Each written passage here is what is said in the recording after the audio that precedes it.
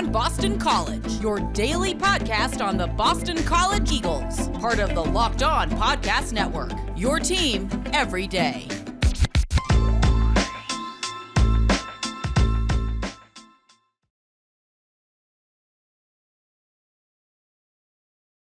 This is Locked On BC. I am your host, AJ Black. Thank you all for listening, and we're going to talk about recruiting today as BC had two major visitors this weekend, two names that you're going to want to know about. The first, let's get into it. Kamari Dixon, who goes, I love his Twitter handle. It's Kemori him, which is like the new thing, Dixon. He is a 6'1" safety from Danville, Virginia. He doesn't have a rating yet on 247. It's all right. Some guys, there's a whole evaluation process that 247 goes through. He's going to be a guy, I'm sure he'll probably be a 3-star that was on campus. Now, Dixon, he's got an offer list that's pretty solid. He's got Louisville. He's got App State. I mean, I'm kind of overselling his offer list. It's not super solid yet, but he's got some big visits going on after BC where he's going to check out some other schools. I know he's going to end up to Kentucky. He's going to look at Louisville, and he has another one that he is also looking at, and Florida and Penn State. So he's not going to Kentucky. He's going to Penn State. I had the wrong school. I'm sorry about that. But this is a guy that I know is high up on BC's list. So to get him on campus was big. He is a Virginia guy. So he's a Azar Abdul-Rahim recruit. And I've liked this kid. I think he's a good one. And I think because he's high up on BC's list, I get a sneaking suspicion he could be someone that BC could land. So keep your eyes open for Kamari Dixon. The next name that was on campus, I think is even bigger. And this is Colin Cubberly, who I love that name. Colin Cubberly is a 6'6" tackle from LaGrangeville, New York. He goes to Arlington High School. He is a 3-star. He's the 53rd ranked offensive tackle in the country. Now he's got an offer list. This kid is offered and has visited Wisconsin. He's been offered by Cincinnati. He's been offered by Pitt, Rutgers, Texas. Texas is the big one right now I'm watching for. But this is not the first time Cubberly has been on campus. He's been on a couple times, and I've talked to him before, and I know he's really high on BC. This is going to be an interesting one because right now, in my eyes, it's between they're BC and Texas, with Wisconsin kind of on the outside. BC desperately needs good, solid offensive linemen. I think Cubberly is absolutely a guy that fills that role. He is big. He's a mauler. He's not the project type. Like a lot of guys that Matt Applebaum recruits take a little time. You've seen like guys like Otto Hess and Jude Bowery. They take a little time to kind of just develop and get there. Cubberly doesn't strike me as a guy that's going to take a ton of time to develop. A lot of offensive linemen in general just need time to build. So that's not like out of the question, but he's not going to obviously start as a freshman. But I feel like he has a higher upside, and he would be a quick mover here. Now, if you like this type of news, I'm always into talking recruiting. So if you have questions, you can hit me up at Twitter at AJBlack_BC. Last week, I said on the podcast, BC had 60 guys on campus. Now, when I say 60, let's take some stock on what that means. So in case you're interested in knowing more about like how the recruiting weekends work, 60 recruits doesn't mean like there's 60 guys from across the country that are here. For instance, I think there was like 9 guys from what schools were there? Williston. There was like 9 guys, I think, from like Everett. There's lots of like local schools that have big contingencies there. So, and these kids it doesn't mean that all the kids on campus are going to be guys that BC is going to take. Obviously, that's not the case. A lot of these kids probably won't get Power 5 offers, but they come to visit. And, it's good for BC to get good relationships with some of these schools. Like you see schools like Everett, you see schools like BBNN or Avon Old Farms in Connecticut, or Thayer Academy. Why is it good to make these relationships?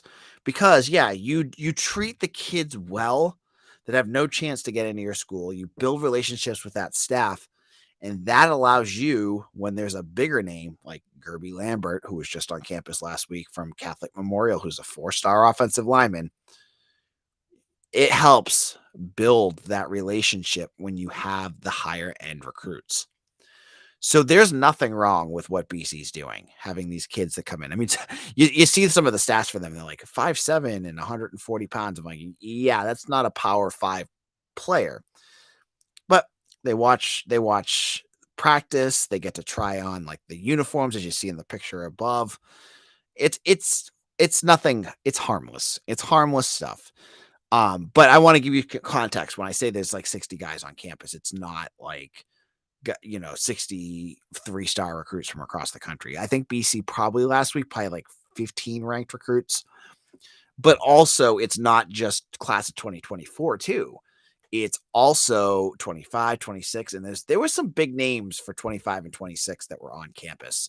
If you like this stuff, head over to Eagle Insider right now, 50% off a yearly subscription. I talked to BC, I talked to the kids. I have projections on where guys are going to land, and I'll be giving more crystal balls as things start to clear up a little bit. It's right now, it's kind of chaotic with guys taking on officials all over the place, but I will get you that information if you're an insider on the site. So that's the primo info. I'm giving you the taste right now. I'm like, just a little sniff here of what recruiting news I do know.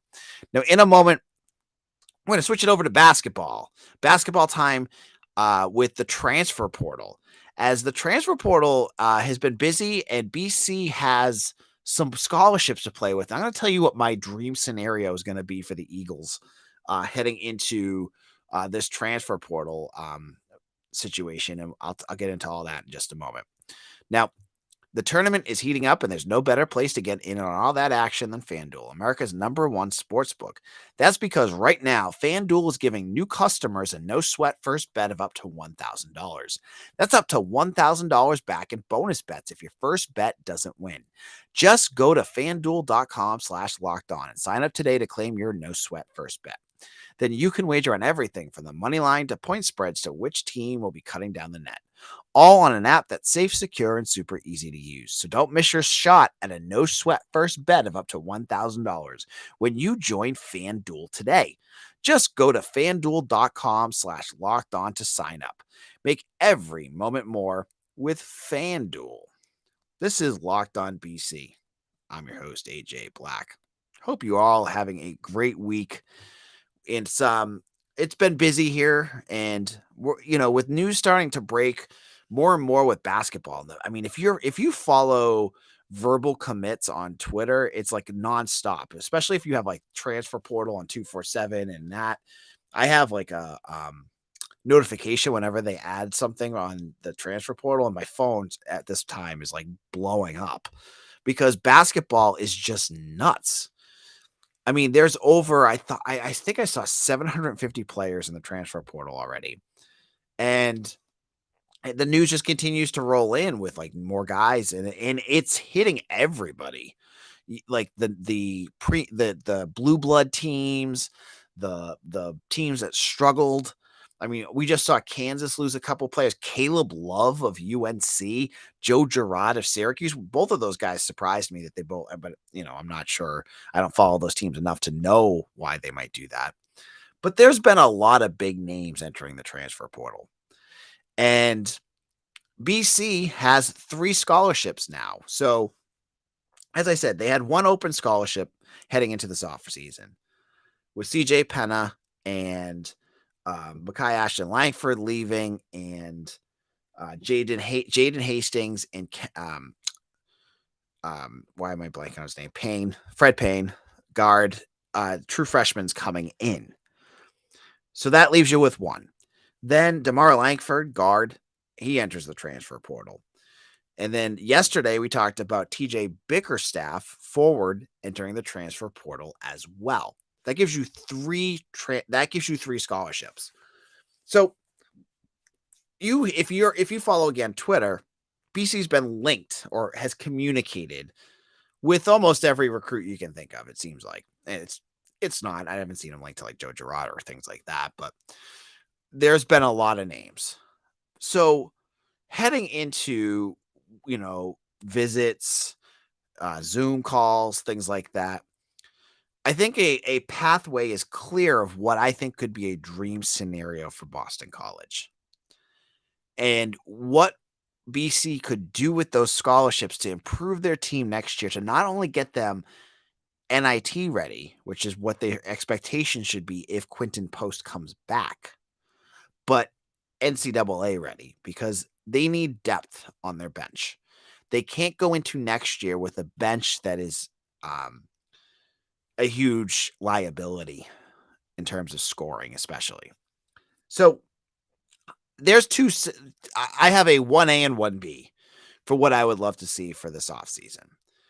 The first would be that BC lands Merrimack forward Jordan Minor.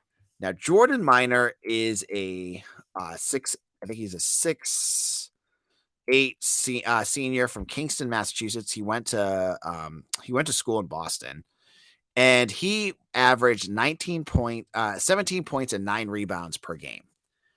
I think of him filling in the role TJ Bickerstaff had. And honestly, the way he plays, if he could challenge to start, like you would have him battling with Devin McLaughlin for that second, like the 4 role, right? But a big banger who can score.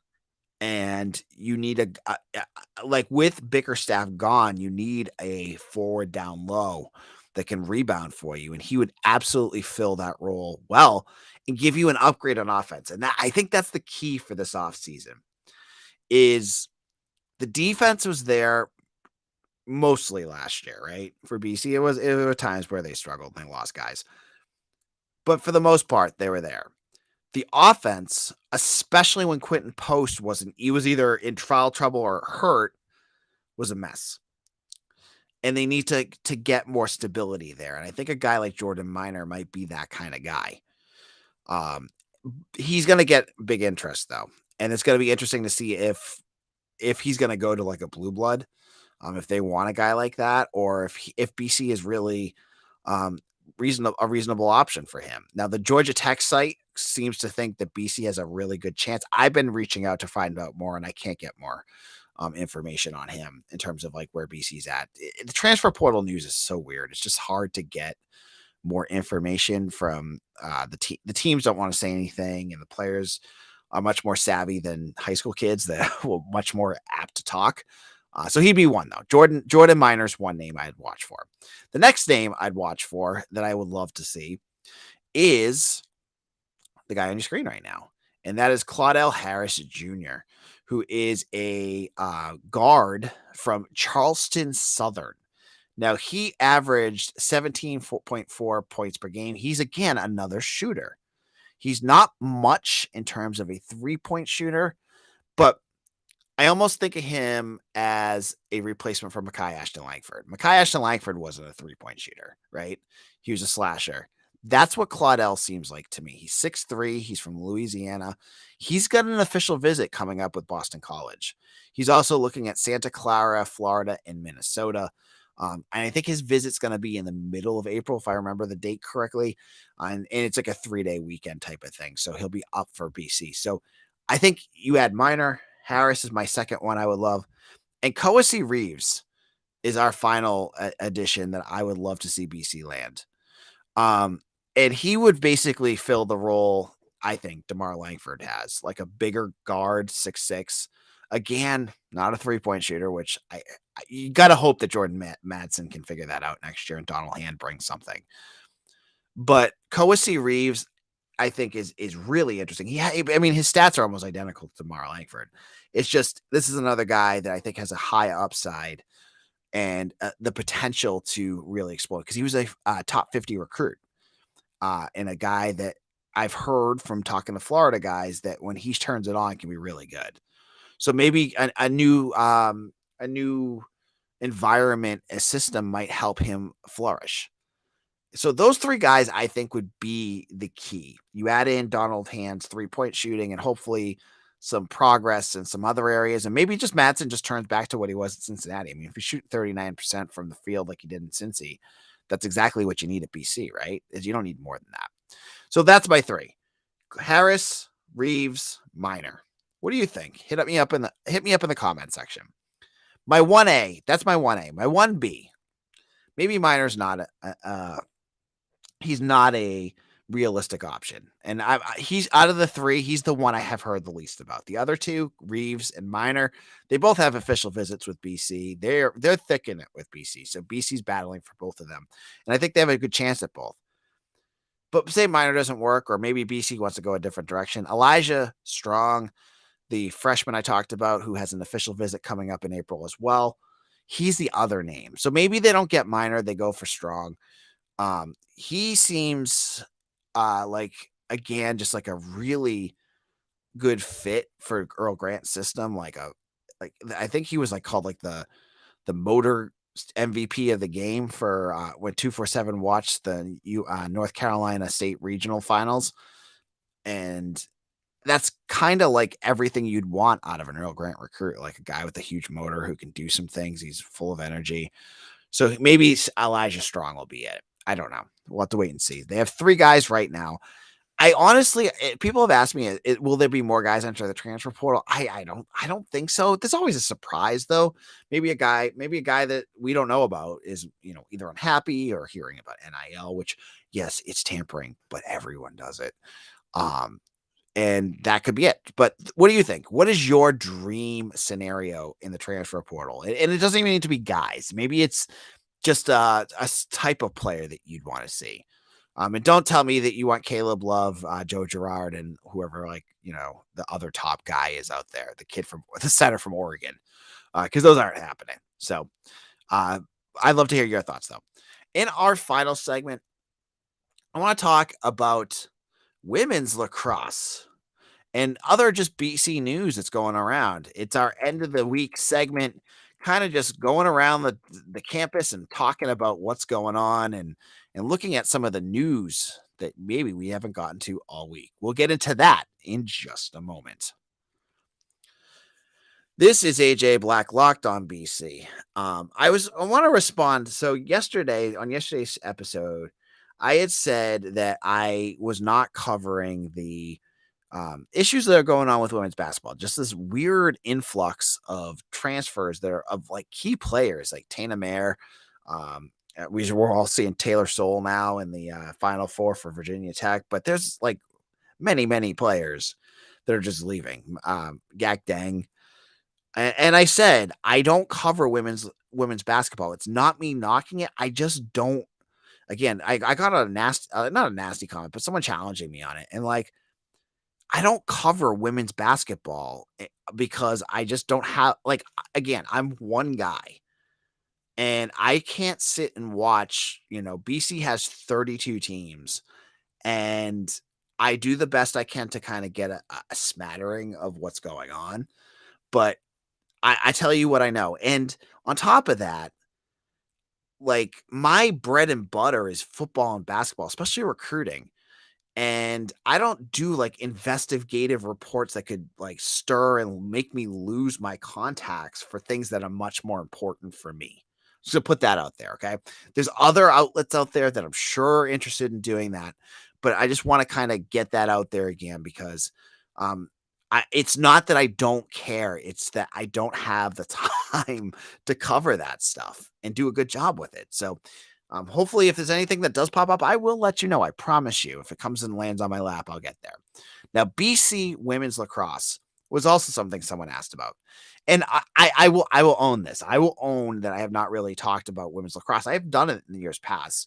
I don't I don't know women's lacrosse how the games go, but I have been interested. I loved watching Charlotte North play. And BC women's lacrosse, I've noticed they're not as dominant this year. They've had some losses. They lost to Denver. I mean, they've lost to the big teams, UNC and Northwestern. So three top 10 teams. And BC currently, I believe, is number 7 in the country. They had a midweek game, and I'm recording this at 8:51, and I haven't really been able to check the score. They were up 16-3 last time I checked, but it actually I have it right here. They won 18-5. Excuse me. So BC with another massive win. They have a big weekend game coming up against Pitt. That should be a big win for them. Their end of their season seems a little more manageable for them. Syracuse is going to be the toughest. Obviously, I think they're number 1 in the country right now, if I remember correctly. But they got Notre Dame, BU, Virginia, and Syracuse.